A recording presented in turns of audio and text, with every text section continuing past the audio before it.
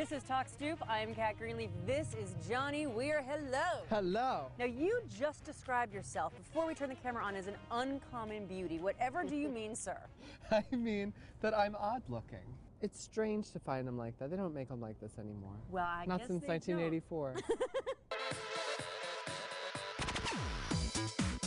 When people talk about your skating style, not to mention your personal style, but certainly your style on the ice, they say that you're unorthodox, wild, non-traditional. Do you think that that's the case? I mean, frankly, you come from an industry where men commonly wear tights and sparkle, so I don't think what you're doing is all that crazy.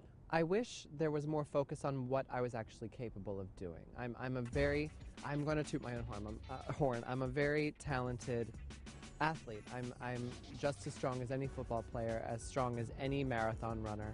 God, if I had a dollar for every football player I had on this stoop who dressed like this, I mean, millions, I say. But, I mean, I wish people did focus on that I'm a two-time Olympian more than being, you know, the flamboyant loose cannon of figure skating. There's no middle ground. You either love him or hate him. Because not everybody knows about your medals and achievements. Let's count them down. Yes, I'm a three-time American champion. I'm a world medalist.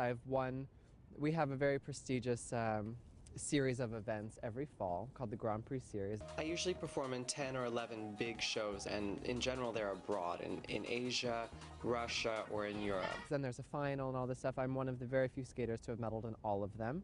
I'm the first American skater to ever win the Cup of Russia event. At this last Olympics in Vancouver, I felt very strongly that I should have had a medal, but I did not.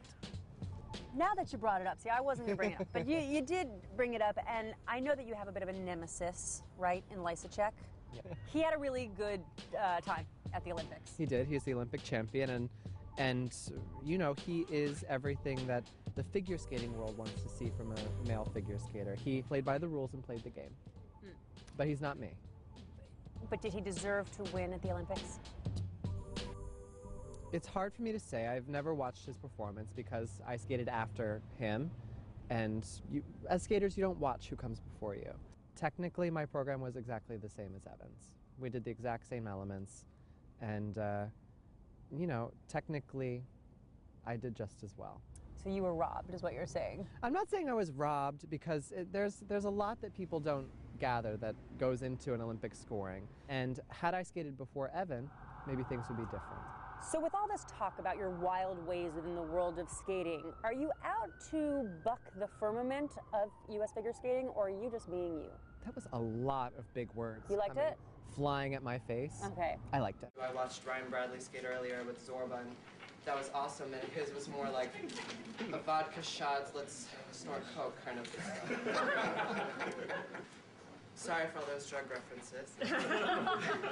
I'm absolutely not out to hurt anyone's feelings. I'm not out to hurt anyone or do anything that I'm not supposed to do.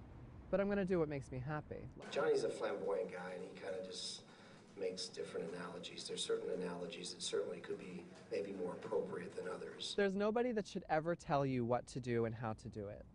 There's no point. There's no sense of satisfaction that comes from that, and that's something that I understood when I was very young. How? Because I gotta tell you, that's something I deal with all the time. I'm afraid of everybody. I'm always afraid to hurt anyone's feelings, that I'm gonna have my feelings hurt, and I feel like I say yes all the time when I don't mean it. How do you develop that confidence to just be you?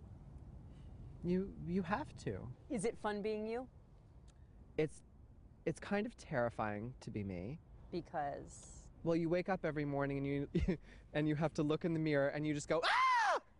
My name is Vyacheslav Romanov. I am reporting to you live from small filthy bathtub in Newark, Delaware, United States of Amerifunk. And you have to say, oh my God, you're pretty. You've recently come out. Yes. Why? It's the new millennium. It's a time when the strongest thing I can do as a gay man is live normally and show people that I'm a normal person. I'm still training every day with Galena, but the off-season is when I earn my living, which is crucial this year, now that I have to live alone, because as usual, I'm broke. Yes, everybody, he is a normal guy. With a fox face. But I mean... Sorry. You got coffee. Sorry, I'm so sorry.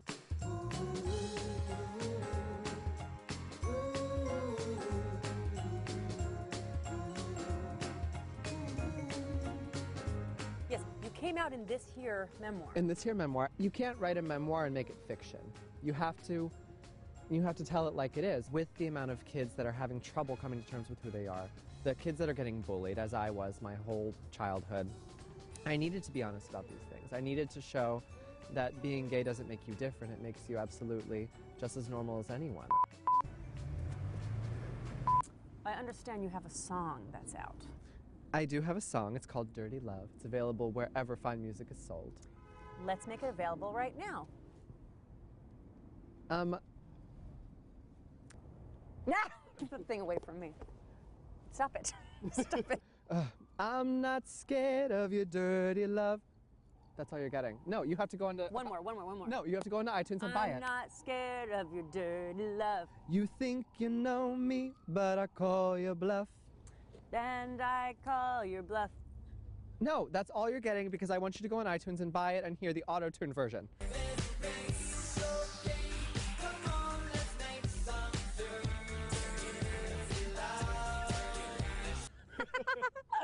Thank you so much for being and singing on Talk Stoop. Thank you for letting me sit Mwah. on your giant stoop.